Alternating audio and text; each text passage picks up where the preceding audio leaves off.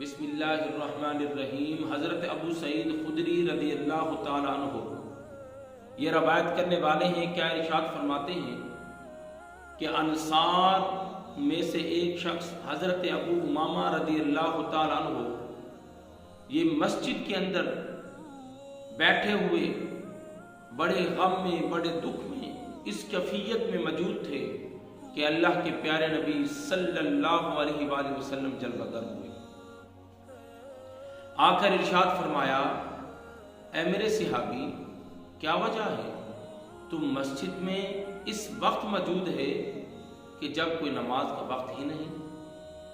کھڑے ہوئے عرض کی، یا رسول اللہ صلی اللہ علیہ وآلہ وسلم، مجھے غموں نے گھیر لیا ہے، مجھے قرضے نے گھیر لیا ہے، یا رسول اللہ میں پریشانی کی کیفیت میں اللہ کے گھر میں اللہ کو یاد کر رہا ہوں۔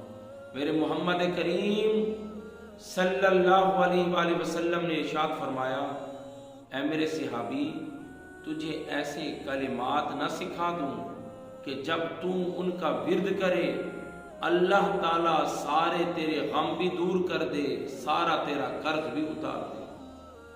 عرض کی، یا رسول اللہ صلی اللہ علیہ وآلہ وسلم ضرور ارشاد فرمائیے۔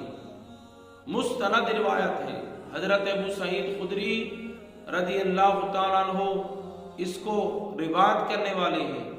آپ نے فرمایا تو ان کلمات کا ورد کیا کر، اللہم انی اعوذ بک من الہم والحزن والعجز والکسل والبخل والجبن وغلبۃ الدین وقہر الرجال۔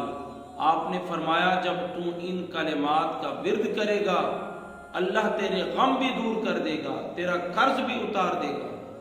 اب قرض اتارنے سے جو ہم مراد سمجھ رہے ہیں وہ نہیں ہے، بلکہ قرض اتارنے سے رب ایسے اسباب پیدا کر دے گا کہ جلد جلد تیرا قرض اتر جائے گا۔ حضرت ابو امامہ رضی اللہ تعالیٰ عنہ عرض کرتے ہیں، میں نے چند دن ہی ان کلمات کو پڑھا تھا، میرے سارے غم بھی دور ہو گئے، میرا سارا قرض بھی اتر گیا۔ حضرت سیدنا علی ابن طالب رضی اللہ تعالیٰ عنہ یہ روایت کرنے والے ہیں، کیا ارشاد فرماتے ہیں کہ اللہ کے پیارے نبی صلی اللہ علیہ وسلم نے مجھے ارشاد فرمایا کہ اے علی، اگر تیرے اوپر بڑے بڑے پہاڑوں جتنا بھی قرض ہو تو گھبرانا نہیں ہے، تو ان کلمات کا ورد کر۔ میں نے عرض کی، یا رسول اللہ وہ کلمات کون سے ہیں؟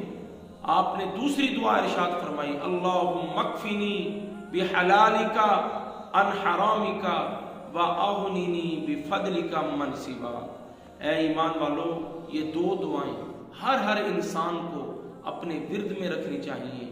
مولا ہم سب کو احادیثوں سے اپنے مسائل حل کرنے کی توفیق